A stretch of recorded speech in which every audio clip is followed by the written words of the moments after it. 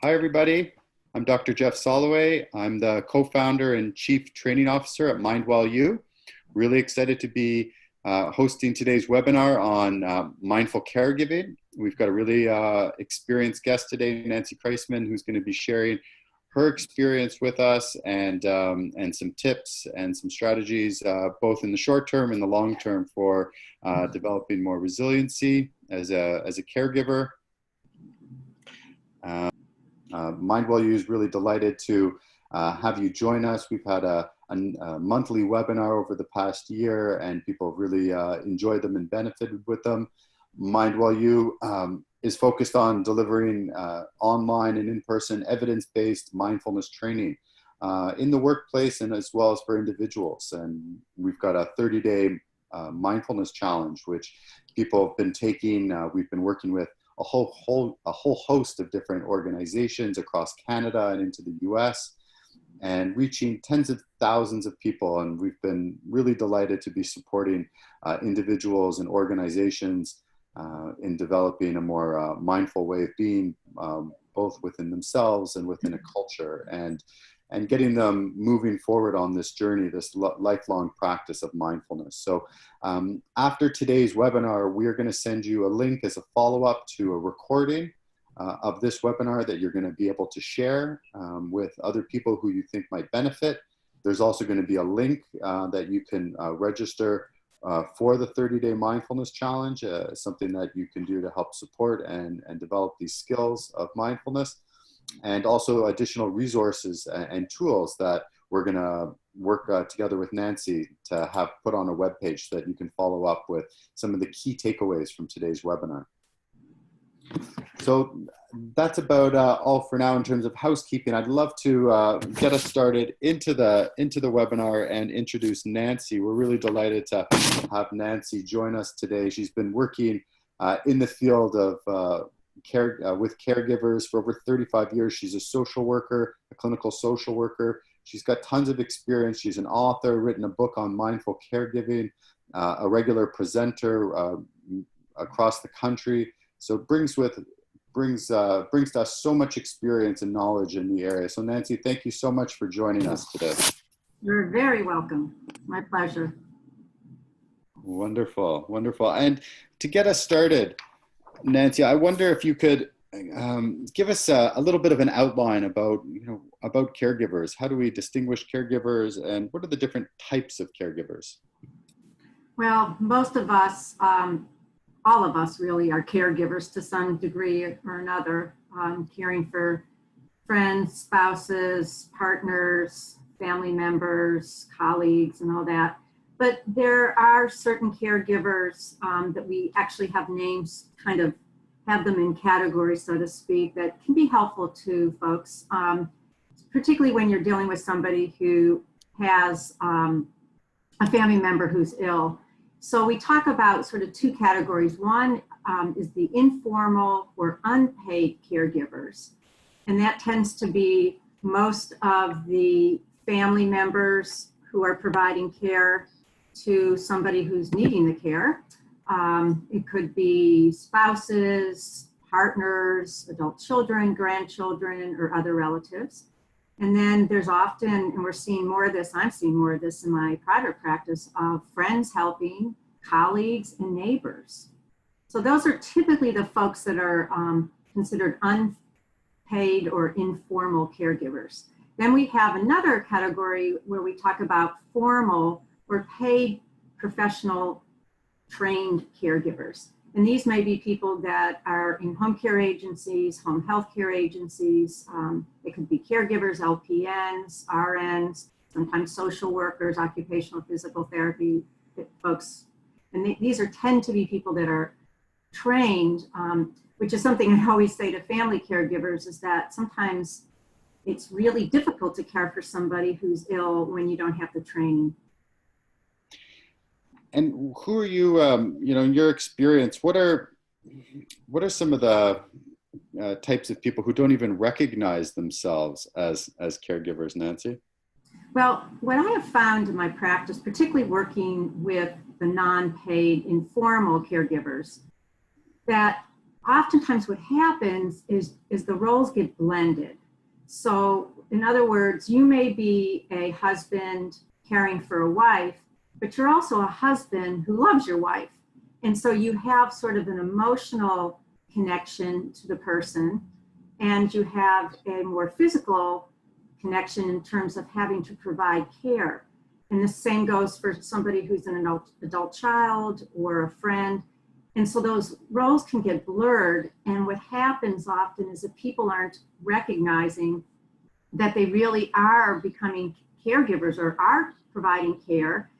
And the other thing that I find that's terribly disconcerting at times for people is that they lose often the more informal relationships, you know, the relationship as a spouse or an adult child, to the caregiver role.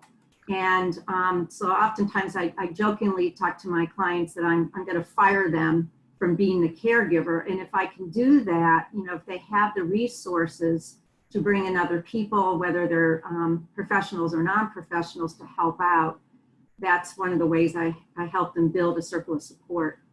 And then the other big piece about this that sometimes families struggle with, and non-paid caregivers, is that you have an emotional past history and a present that makes it harder for you to realize that you are a caregiver, because again, you know, till death do us part is what a lot of the greatest generation people talk about. You know, I'm a spouse first and then a caregiver, but really they're the caregiver first and then the spouse. And last but not least, it's a little bit easier for the professional caregivers because they are getting paid for what they're doing, and they often don't have all the baggage. Makes sense. The emotional baggage and stuff like that. So is that why you say being a caregiver is not one size fits all? Yes, absolutely. And it's super important because, you know, we have a lot of times in our culture, we kind of define people in certain ways. And one of the things that I really work hard when I'm supporting caregivers is whether they're professional or non-professional, is that you all have to travel this path your unique way, you know, the way that works for you. Do you see a lot of, you know, how does criticism and judgment show up in the caregiving role? Oh my goodness. That is, you know, something that I see happening all the time with caregivers, particularly, and really it's true of both professional caregivers and non-paid informal kind of caregivers. We have this, again, expectation of ourselves that oftentimes is not realistic. And we come from a culture in which we have to do more. And so we always feel that we're not doing enough, or we're not doing it right. And one of the things I talk a lot about with caregivers in general is that all we can do is our best. You know, we are not perfect human beings, and we're not always going to get it right. So I speak a lot towards the end. I was going to talk about the importance of compassionate self-care messages that caregivers give themselves. And they're wonderful ways to use as in mindfulness. It's the idea of saying, you know, I am a good caregiver, and I do care about what I'm doing. And then what you do is you breathe into that, and you give yourself acknowledgement that you're doing the best that you can do. So it's something that takes some practice, because we come from this culture, like I said, of having these very, in my opinion, unrealistic or almost idealistic ways we should be caregivers. And those types of unrealistic thoughts, that's going to trigger stress. Absolutely. So is that one of the things that's triggering stress in caregivers? And, you know, what would you say are the top things that are? Well, you know, getting back to some of the thoughts that we think about a lot as caregivers, is that, and I call them, I've actually named them entrenched caregiver beliefs. And these things really can wreak havoc on your emotions and your spirit, and you know, put stress to a major fire. And that's the beliefs that you hold on to. They're sort of preconceived ideas or expectations of yourself. And oftentimes they're passed down from generation to generation. And there's also stories that go along with it. You know, we tell ourselves a certain story. If you're a spouse, you're saying things like, you know, I'm supposed to be a good caregiver. I'm supposed to be able to handle this. I'm supposed to have patience. And I remember a presenter that was doing a workshop on mindfulness. He talked about nuts, that we have these, the acronym for nuts is negative unconscious thoughts. And I think oftentimes caregivers, both professional and family, formal and informal, hold on to these beliefs, these entrenched caregiver beliefs, and these nuts.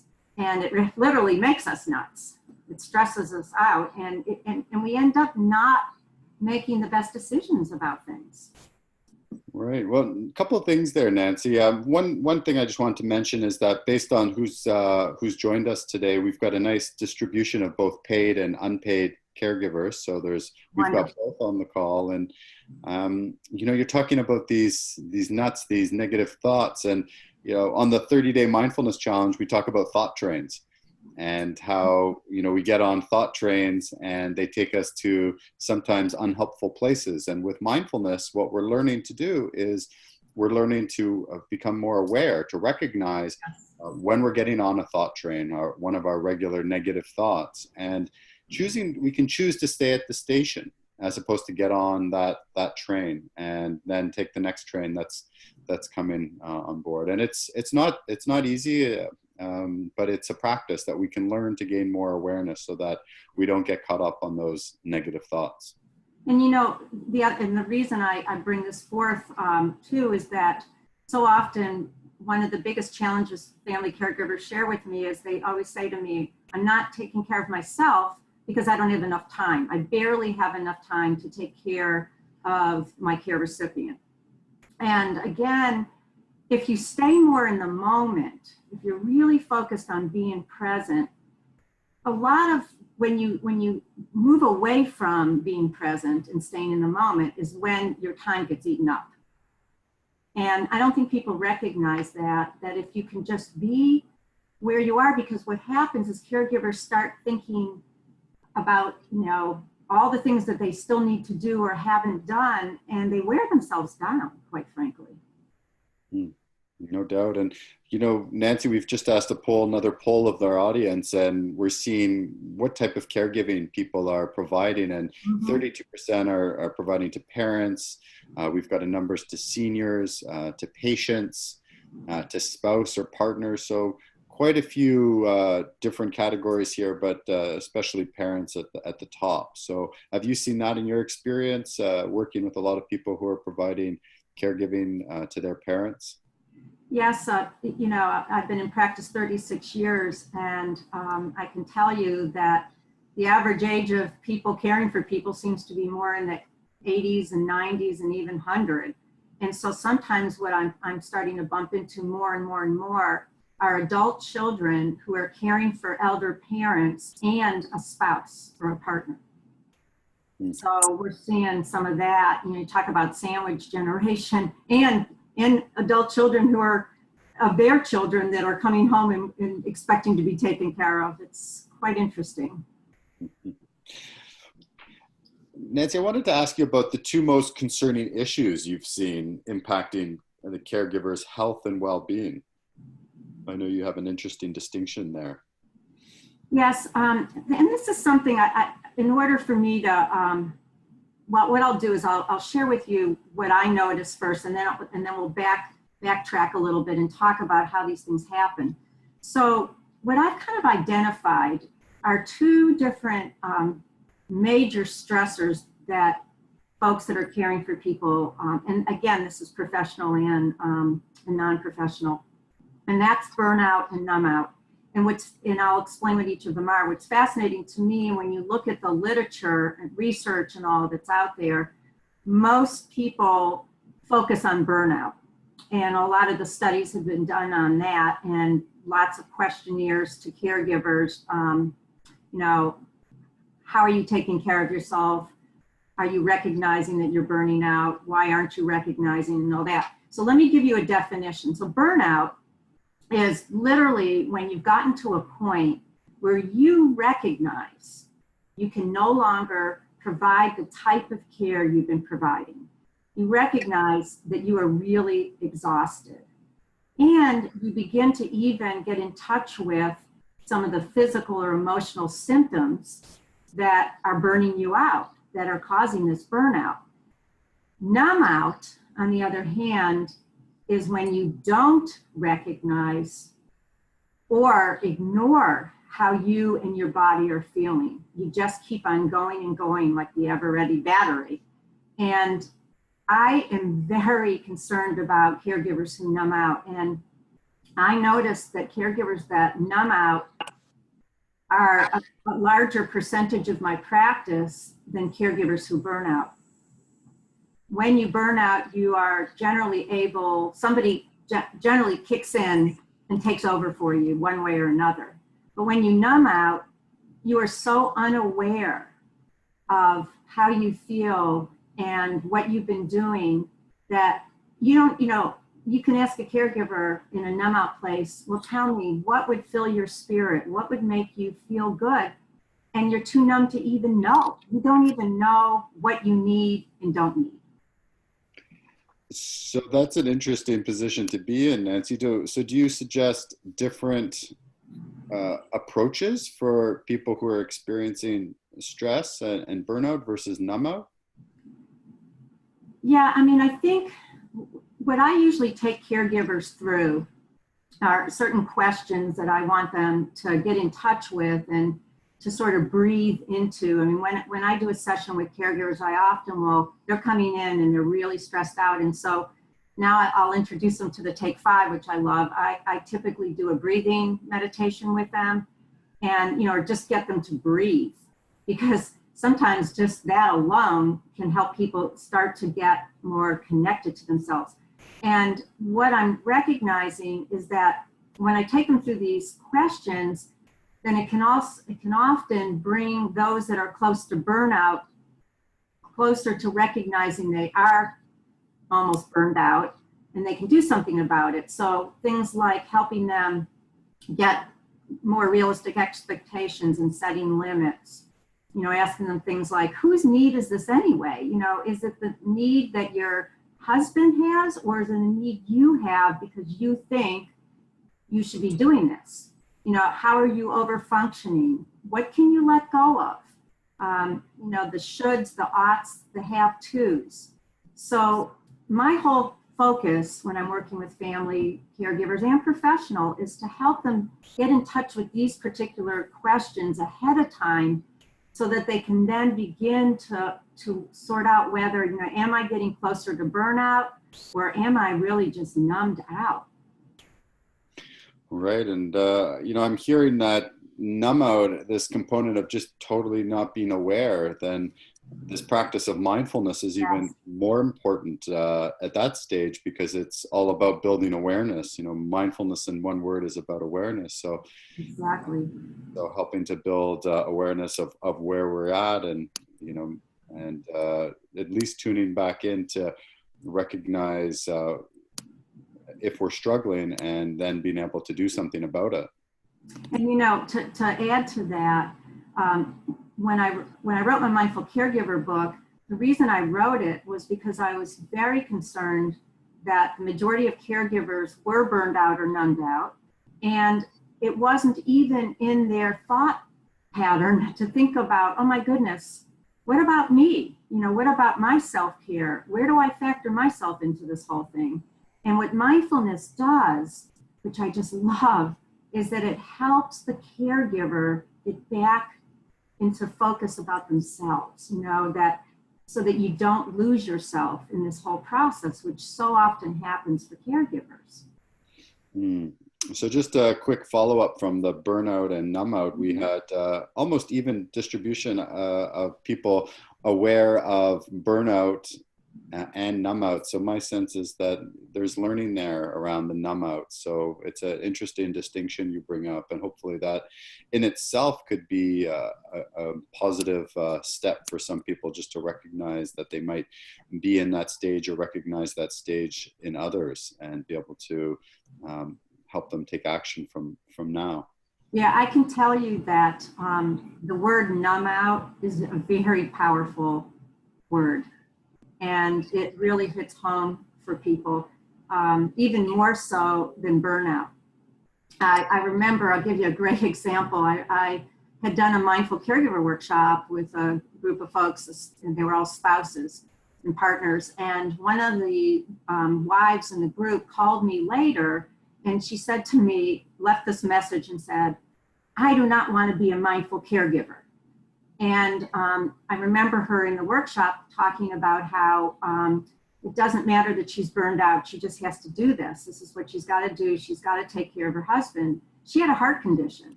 And I get a call several weeks later from her children, one of her daughters, saying to me, "Nancy, I just want to let you know, Mom had a quadruple bypass surgery."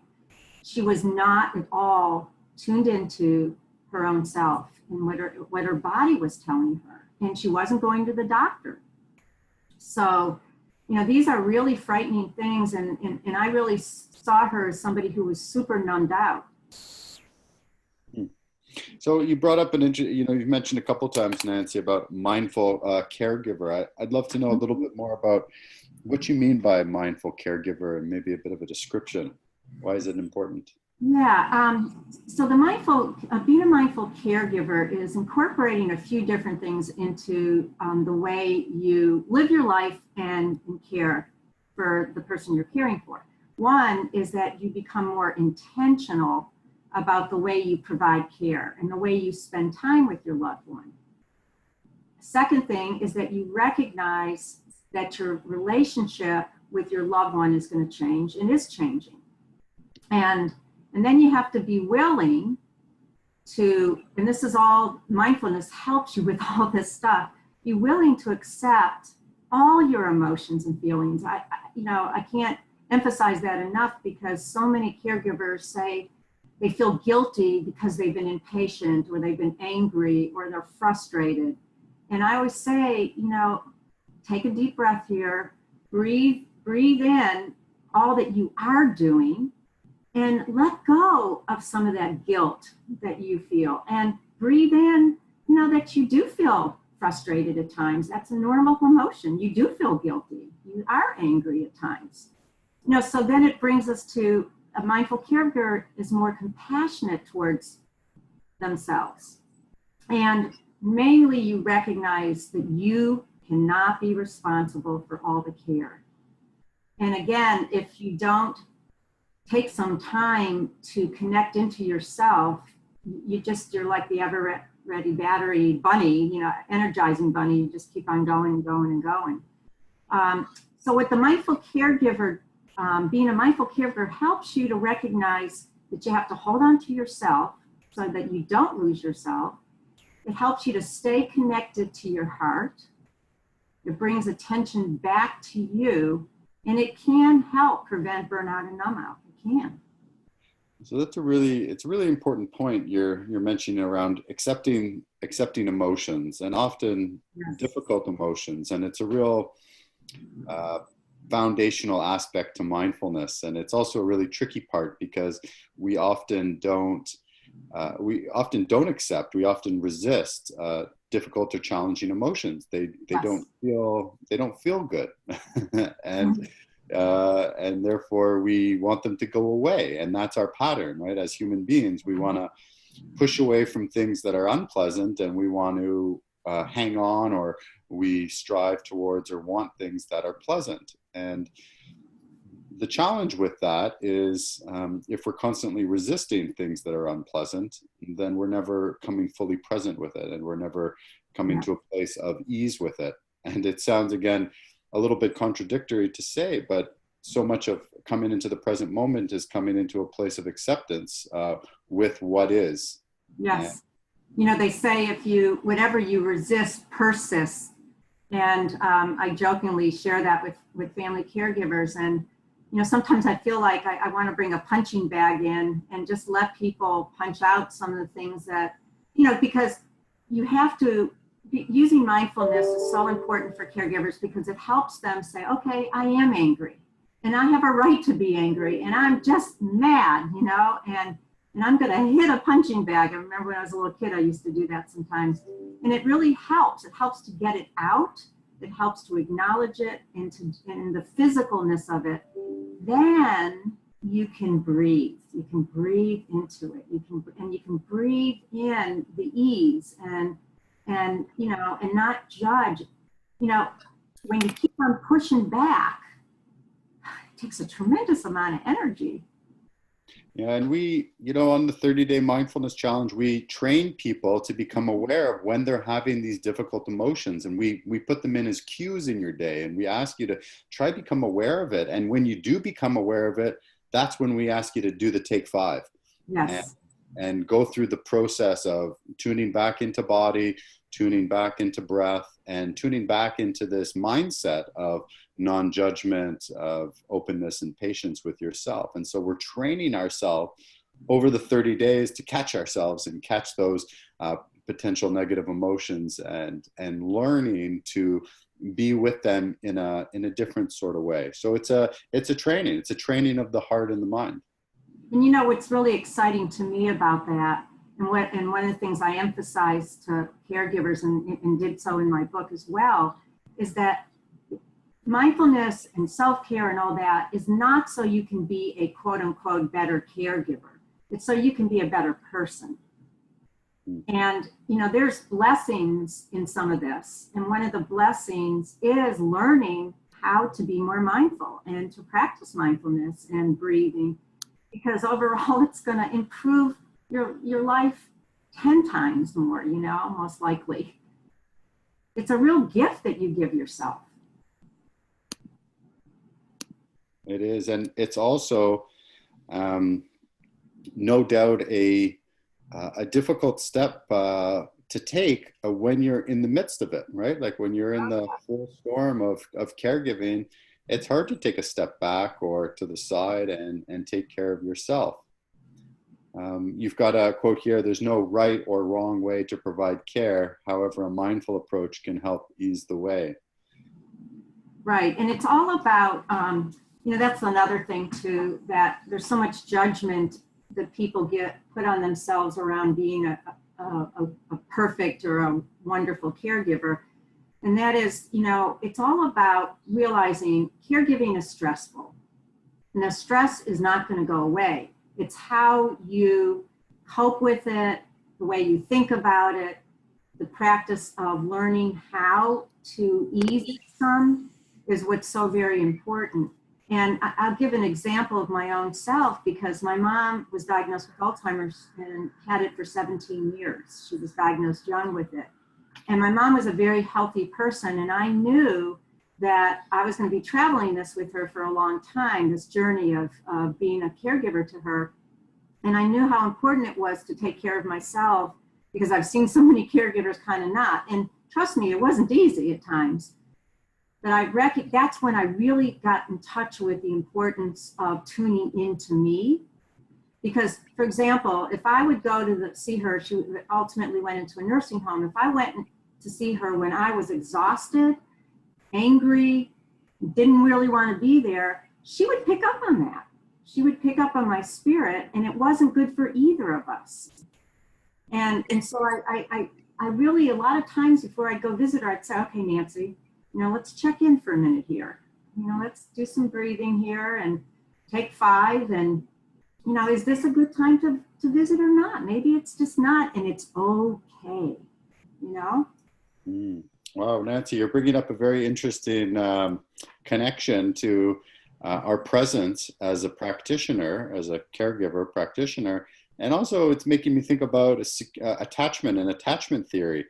And just about, from attachment theory, we know the presence of the caregiver, often the parent with the child, is just so critical for human development and child development. And also that continues throughout the lifespan. Just, we all know what it's like and the need to have connections in our lives and secure attachments, and they help us feel grounded and safe. And we have hopefully, a few people in our lives that can provide that for us, and that helps us to self-regulate. And even in the caregiving role, noticing that our presence, the presence that we enter into with the person we're caring for, is going to have a huge effect on them and on the relationship. So taking the time, we talk about mindfulness practice for developing a secure relationship, because it helps one person attune within themselves so that there can be greater attunement. And attunement is all about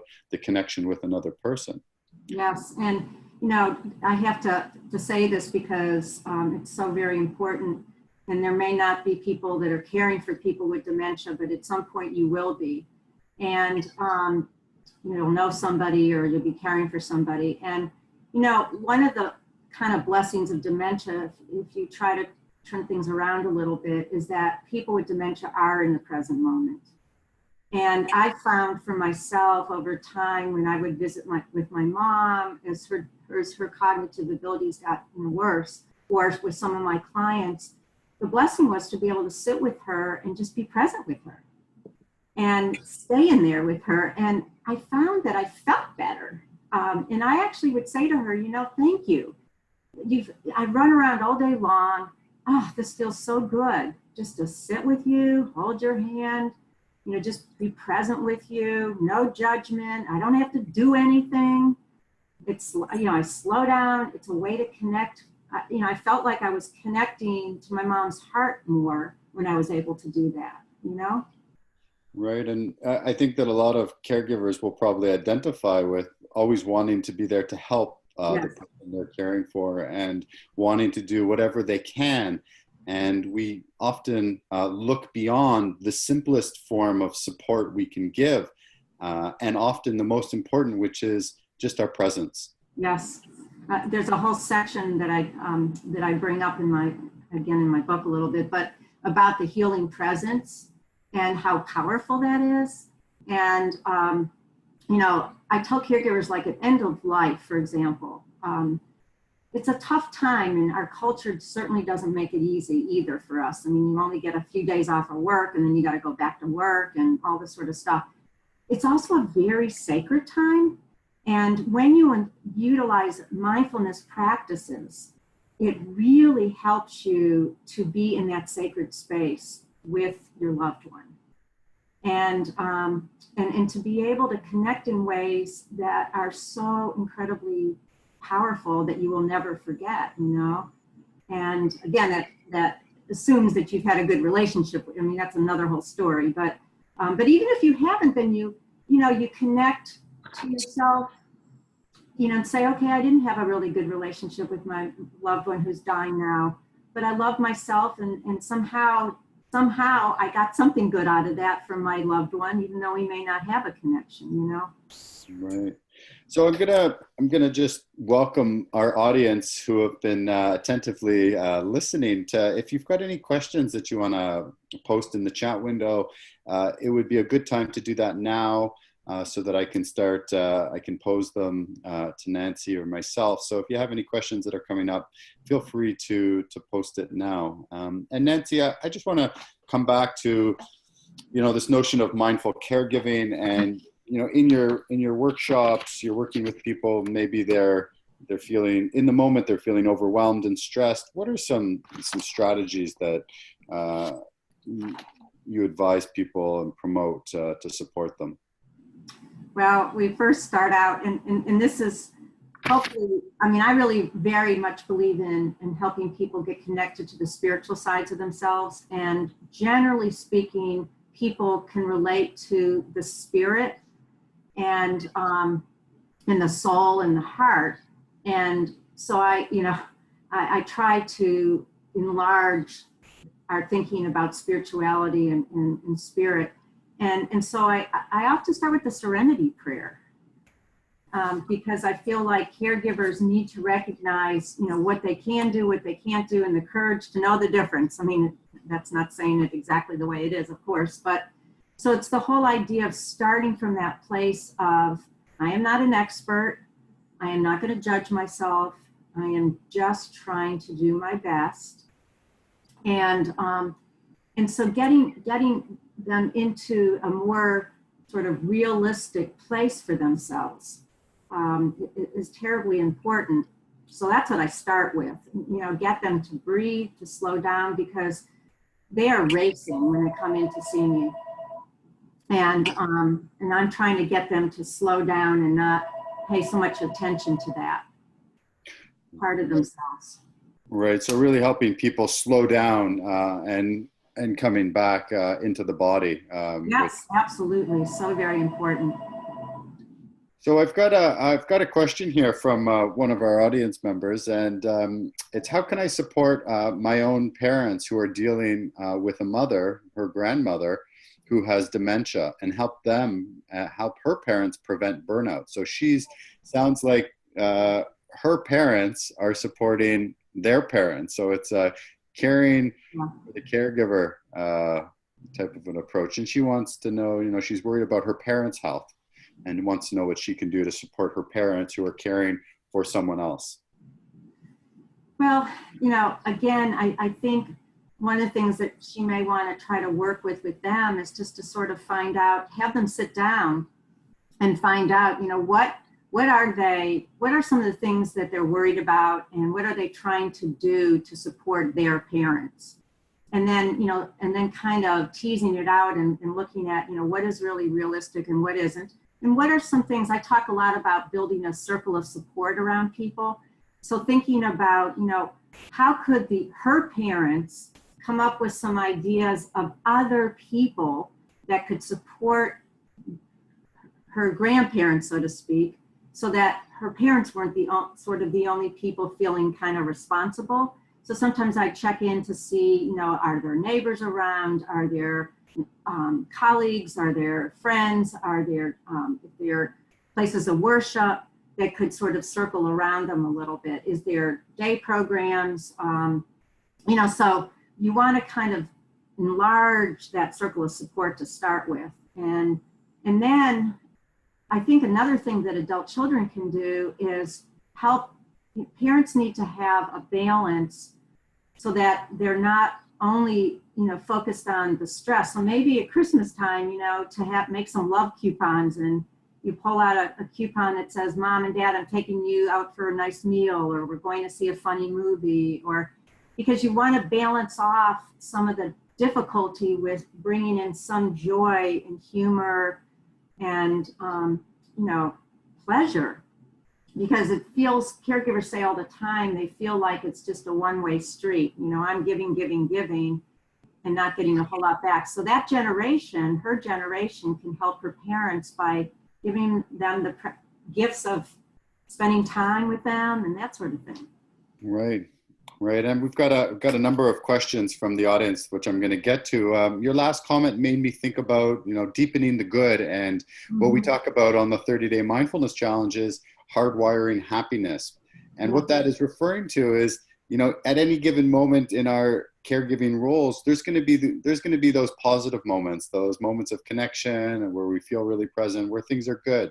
Yes. And really important to focus on those moments, to deepen those moments, because so often we pass them by. They come and they go really quickly. And the practice of mindfulness includes deepening and extending those moments. So breathe into the good moments and let them fill your body and your whole body for a minute, because often it could just be 2 seconds that feels good. But if we extend those moments, we're actually strengthening and reinforcing those positive pathways in our brain.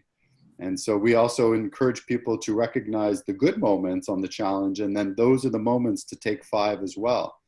Yes. So it's been a training that we literally have to train ourselves to recognize the positive and then to deepen and lengthen them. What's interesting, I'm reading 2 books right now on gratitude, and it's kind of started with me for Thanksgiving, thinking about a different way to enjoy the Thanksgiving holiday and really find some meaning in it, And gratitude is always around. There's always something to be grateful for. And, one of the hardest things for caregivers is that when you're in the thick of it, when you're in the trenches and you don't feel like it's ever going to, you just have to keep on doing and doing, it's hard to let yourself bring in some gratitude or blessing, see something positive. I can tell you in my mindful caregiver workshops, people get mad at me and they'll say, in my evaluations, they'll say things like, well, you think this is, it's not so easy to do this. And, I don't know that we can do this. It's not something, there isn't much to be joyful about. And I will say gently that I disagree. I mean, I really feel like, we have 24 hours in our day. And as you know, mindfulness is a practice. And the more you can have a self-care message, for example, that says, I matter today, I'm a compassionate person, I'm a loving person, and then you breathe into it, right? You make more room for that kind of stuff. Great. And, I'm gonna ask you a question, and then I'm going to invite people to do a quick reflection on that. And the question is, from the audience, what's your best advice for caregivers supporting spouses with cognitive impairments, with behaviors that trigger off and can go from 0 to 100 at any time? And I'll give you a moment to think about that while I invite our audience to consider, what's one thing that's gone right for you today? What's one thing that's gone right? And maybe the universe conspired to make that perfect cup of coffee. Maybe you got the kids to school. Maybe the link worked to join our webinar. Just consider for a moment one small aspect that's gone right for you, and just to breathe in that gratitude. It could be as simple as that.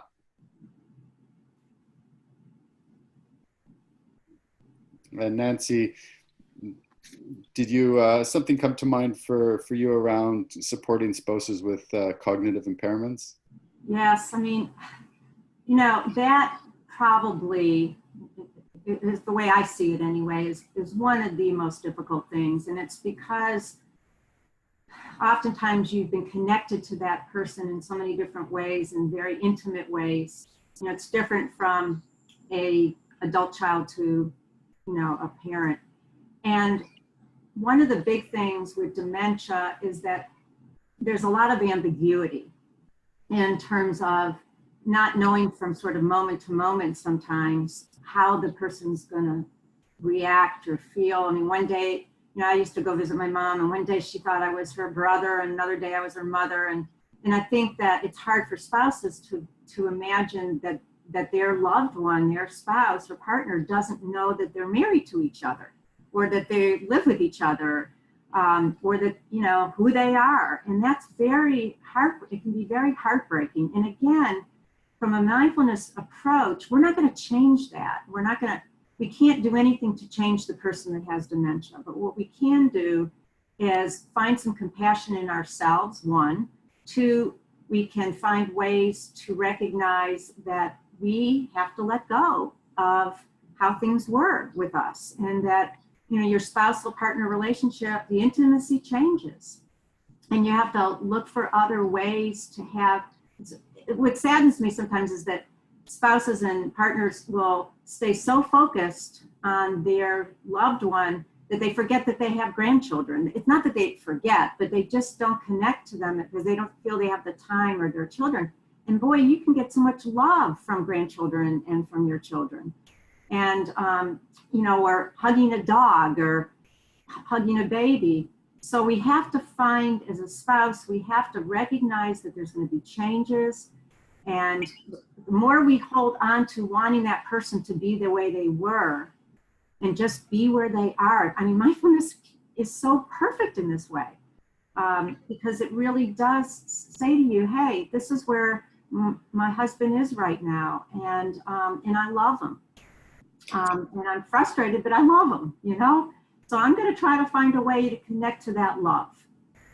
And we're also seeing, a question which in some ways relates to your some of your comments about working with people with dementia, and it's working with people with mental health issues and maybe more specifically psychosis. And when the person that they're working with might be out of touch with reality, and when if it's pretty severe. And this can bring up a lot of concerns for the caregiver around safety and also feeling very much alone. Which is why I think it's so important. And, you know, community, we've got to go back and reach out to community. And we used to in the olden days, we relied a lot on our neighbors. Now we can't even see them from our house. You know, our houses can't even find each other in our own houses. But, you know, it's the whole idea of recognizing that you can't do this alone, that you have to bring in other people, and you know, you have to have respite care. You have to really build a good support team around you. I can't emphasize that enough. And sometimes people need, you know, practical help with this, that you might need to go see a social worker or a therapist or a minister or a rabbi to sit down with you and help you kind of figure out who that support team is. Thank you, Nancy. There is one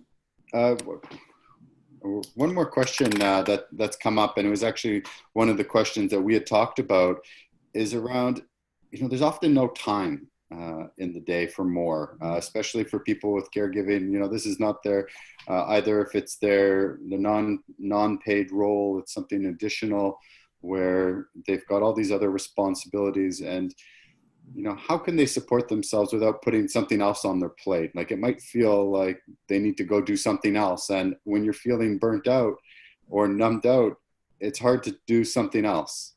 So right. How does mindfulness support us with this? Is this just another thing we have to do? No. See, that's the whole point, is that, yeah, I would say yes, in the very beginning, you need to, you know, sit down with yourself and get quiet, so that you can connect to your heart, and that is mindfulness. Because if you can't do that, then there will never be enough time, because the whole point is that when you start to get quiet, you can then start to sort of figure out what are the things I really have to do and what are the things I really don't have to do. And, you know, I think we you know, our lives, our culture thinks it's, you know, we give a lot of value to busy. And sometimes caregivers almost take pride in how busy they are. And I don't mean to offend anybody. I'm meaning this very seriously, that we need to take pride in taking care of ourselves. We need to take pride in saying, you know what, I'm going to ask other people to help me. And this is not a culture that is very accepting of that. It comes up a lot actually in conversations, this culture of busyness, and it's almost like a badge of honor to say we're busy. And that could be something that we bring awareness to in our speech. So we talk a lot about mindful listening and also mindful speaking. And noticing when somebody asks you, how are you? How often do we say busy? Right. And does busyness come up as a response? And that could be a cue for us. Let that be a cue. So it's like our automatic response, and mindfulness is helping draw us out of automatic pilot and bring us into the present. So let that be a cue to almost do your take 5 practice, and to really tune into what's actually going on for you, and as opposed to just giving a response. And you know, Nancy, you emphasized the importance of community, and it's an important point to build that circle. And we actually try and do it on the 30-day mindfulness challenge too, because when you take it, you do it with a buddy, and you're allowed to invite a buddy for free. And so you could invite anybody you want, and that could be an opportunity to build your circle. It could be somebody who's going to support you in your caregiving journey, or it could be even the person you're caregiving with. So there's opportunity to develop mindfulness in community when going through, you know, this type of a training. And you know, absolutely. And I think having a buddy, I mean, that's why AA is so popular and so helpful in a way. It really does help to have somebody that gets this or can encourage you. You know, that's why support groups are great. But I will say something though. There's a lot of stuff you can do in your day that doesn't add to your day. So for example, you can turn on some music. You can enjoy music, and it can uplift your spirit. It can soothe your spirit. you can say to yourself, the minute you wake up, I am a good person today. You know, I'm going to bring courage to my day, or I'm going to bring, you know, compassion. That doesn't take any time. You know, I mean, you can laugh. You can find things to laugh at. So what I'm saying is that we take ourselves too seriously sometimes too, as caregivers. And we need to have fun. We need to embrace joy. I mean, these are things that were given to us. Right. Right. And it's a good reminder to enjoy the good and connect with that. And sometimes that's hard to connect with when we're feeling stressed. And that's why starting to calm the mind, you know, we're kind of like a snow globe. That's the way I see it. When we get all shaken up, it's hard to, it's foggy, it's snowy, you can't see through. But when you take a few moments to sit yourself down, then things start to settle and becomes a lot clearer. Yes. And behind the cloudiest of skies and the rainiest of skies, there's always blue sky behind, the clear blue sky. And that's always there for you. Your clear blue mind is there. And that clear blue mind is a joyful mind. The sun is shining. We just need to learn how to tap into it. And taking a few moments to take 5, maybe if it's a standalone, or even when you're with another person, while you're waiting in line, while you're walking to the job, or, you know, just taking a quick moment of transition. It's a very easy way to connect. Nancy, I'm going to give you a final word here in just a moment before we leave, but I'm going to just start to wrap up as we approach the top of the hour here. I want to thank everybody for joining us today and contributing your comments, your feedback. I loved reading the moments of gratitude that you shared on the chat. Thank you so much for sharing that with us. I want to thank everybody for tuning in to our webinars throughout 2017. We've had a lot of amazing webinars, and we really appreciate the regular viewers who have continued to support us. We're really looking forward to 2018, where we're building our lineup of people and of webinars. And I know one of the webinars that we're already working towards in February is going to be with Dr. Elizabeth Durance, who's going to focus a bit more specifically on working with, around caregiving, around more specifically dementia. So similar to some of the threads that we talked about. I know she does a lot of research in that area at the University of British Columbia. So that might be of interest to you, and you can register for that. I know in January, we've got a really exciting a topic on how mental health strategy will pay dividends in 2018 with Dr. Marie-Hélène Pelletier, and that's going to be January 24th. And Marie-Hélène has a fascinating background. She's a psychologist as well as an MBA, so brings a really interesting perspective to the conversation around mental health in the workplace. Final reminder that we're going to send you a link to this. I think on Monday, we're going to send you a link to a recording. So you're going to be able to share this webinar with friends and colleagues who you think might be able to benefit. We're also going to send you a link to the webpage with some additional resources that both Nancy and MindWell-U will provide, so it might be additional support, and also a link to the 30-day mindfulness challenge. And that might be something you can sign up with to help this training in mindfulness, not taking too much of your day. It only takes about 5 to 10 minutes, and it's something you can invite a buddy to do with you. It could even happen over the holidays. So it's a tool that you can use to start exercising that muscle of mindfulness.